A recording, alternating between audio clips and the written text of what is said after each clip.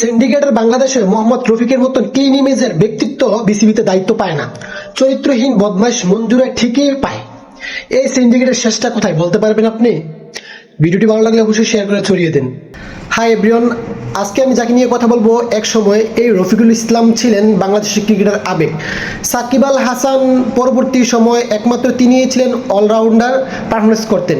তিনি শুধু ভালো ক্রিকেটার নন, তিনি পজিটিভ মাইন্ডের উচ্চতর একজন ব্যক্তি বললেও চলে, যাকে অনুকরণ করা যায়, যাকে আদর্শ হিসেবে সকলের কাছে প্রদর্শন করা যায়। অথচ এমন একজন ব্যক্তি ক্রিকেটার বিসিবির কোনো দায়িত্বেই রাখা হয়নি। কারণটা কি বলতে পারবেন? বাংলাদেশের সিন্ডিকেটের দেশ বাংলাদেশ। বিভিন্ন সময় তাকে আশা দিয়েও দায়িত্ব দেওয়া হয় নাই এই সিন্ডিকেটের বিসিবির মধ্যে। কিন্তু অপরদিকে চরিত্রহীন মঞ্জুরুল ইসলামের মতন সাবেকরা ঠিকই বিসিবিতে বছরের পর বছর দায়িত্ব পালন করছে, লক্ষ লক্ষ কোটি টাকা হাতিয়ে নিচ্ছে। ভিডিওতে অনেক সময় গুঞ্জন উঠেছে 2001 সালের দিকে নতুন দলের সুযোগ পাওয়া তরুণ তুর্কি মাশরাফি মুর্তজাকে নাকি আন্ডার প্যান্ট পরিষ্কার করাতেন। এবার জাহানারা আলম প্রকাশ করলেন তার চরিত্রহীনতার কথা।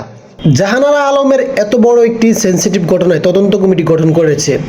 এই যে ঘটনাটা কিন্তু তলে পড়ে যাবে, 2 দিন হয়েছে অলরেডি তলে পড়ে গেছে, আর 15 দিনের সময় কেউ মনেই রাখবে না এইসব চরিত্রহীনদের কথা বুঝছেন? বাংলাদেশের হচ্ছে এক একটার পর এক একটা ঘটনা চলে আসে, সাবেক ঘটনাগুলোকে সবাই ভুলিয়ে দেয়।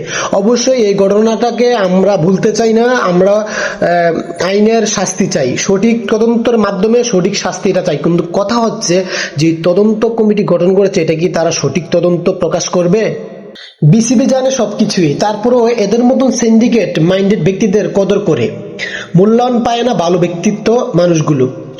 এদেশে একটি প্রচলিত উক্তি আছে, এদেশে ভালো মানুষের মূল্য নেই। এই উক্তিটি মোহাম্মদ রফিকুল ইসলামের সাথে সাদৃশ্য ও বাস্তবতায় কঠিন রূপ বর্ণনা করেছে।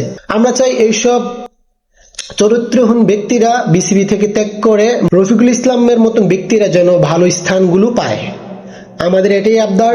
এই ভিডিওটি অবশ্যই যদি আপনার কাছে ভালো লাগে থাকে অবশ্যই সবাই শেয়ার করে ছড়িয়ে দিবেন।